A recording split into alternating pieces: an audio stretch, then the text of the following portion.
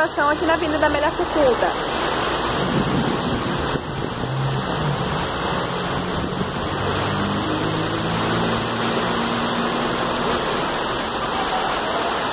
Ó, tá subindo tudo na calçada. Esse Naviraí tá feio, hein? Ixi, esse aqui parou. Não tá conseguindo subir.